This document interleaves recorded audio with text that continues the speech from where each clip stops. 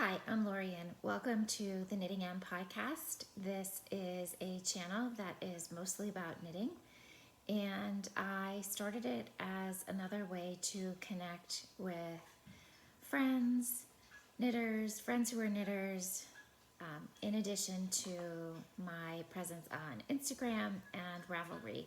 On all three platforms, you can find me as Yarn Love Turtle.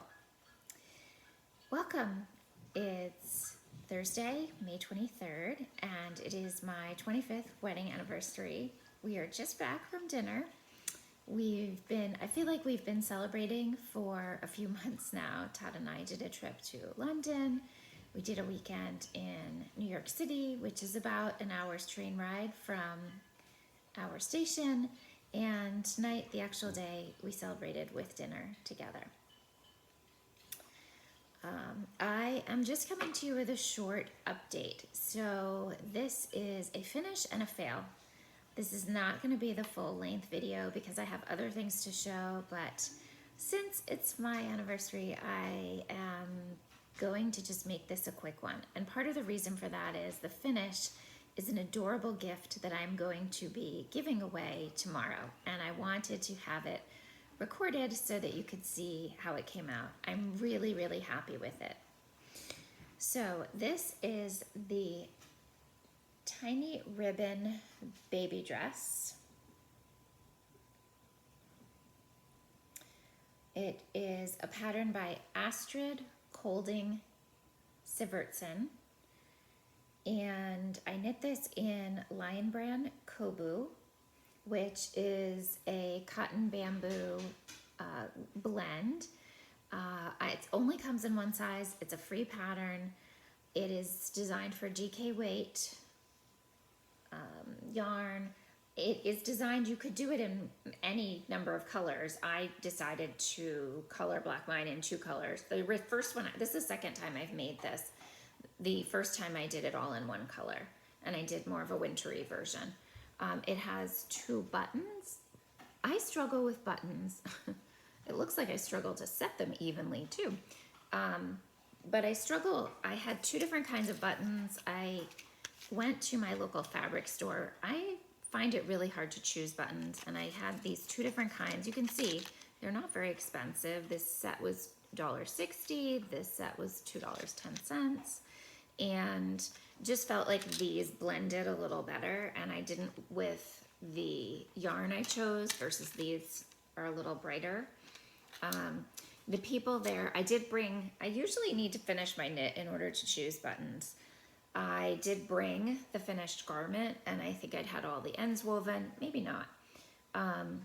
This is mostly knit, all of this, except there is this lacy kind of crocheted edging around the arms and neckline. The person there suggested that I get buttons with a shank, which means they're not a flat button. They have this little edge here on the bottom, so that they would sit nicely in the thickness of the fabric and not flatten it out too much. What else can I tell you? It's one of my favorite patterns to make, even though it's only the second time I've made it. I think it's going to be a really sweet gift. I'm giving it to a friend for her first granddaughter, and the baby's about 2 months old, so this timing should be perfect. I like knitting dresses or rompers, especially for girls, because it can be a dress and then turn into more of a tunic / romper. Really, really love this. Could not recommend this pattern more. I know I've showed it for a few episodes, and a few people said thanks for letting me know. I favorited that pattern, and I plan to knit it. I definitely plan to knit it. I have another friend who is going to be having her first granddaughter this fall, and I plan to knit this again in a different type of yarn. TBD, probably something more fall friendly, more fall and winter friendly. So that's the finish. Very happy with the pattern. Really one of my favorites. The fail, which if you do follow me, if we're friends on Instagram, you've probably already seen, is, let me pick this up in the right place, is this sweater. And this is the yoke. I'm gonna just set it so that you can see. It doesn't look super bad on here, but the truth is these colors are too similar. In a black and white photo, there's no differentiation really between these two colors. I love them both, but I'm not loving them together. And this project, so this sweater is called the Lorien sweater, spelled the exact same way that my name is spelled. It is designed by Elenor Mortensen. It is a fingering weight, top down yoke sweater, short rows in the back, color work, rounds of color work. I feel like it's been a lot of work just to get to here, and that was holding me back also from acknowledging that I just wasn't loving this combination. It is designed to be a long sleeve sweater. I might only make it short sleeved. I have not decided yet. There is color work on the yoke and some on the sleeves as well. It has this really sweet ribbed collar. It's a faux cable rib. I'm calling it a rib because there's a pearl in between. And I really love the pattern. I just was not loving how this was turning out. And I had to just acknowledge that, which I did. I am not exactly sure what I'm gonna do next.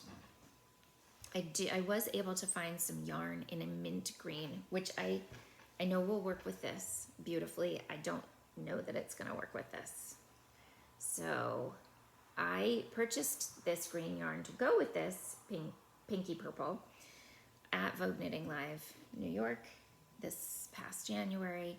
And I was with my friend Shannon, who was like really trying to convince me to get a warmer green instead, more of an apple, like a Granny Smith apple green. And what can I say? She was right. I almost named this podcast Shannon Was Right. So I think it can be really hard to acknowledge failure or to take something to a certain point and just be like, this isn't it. This isn't right, but I want to love it. And I really, really like this design. I will do this again, but these are ladder back jacquard floats, and there are other floats being caught, like catching my floats. And there's just too much going into this to have something come out not that I'm loving.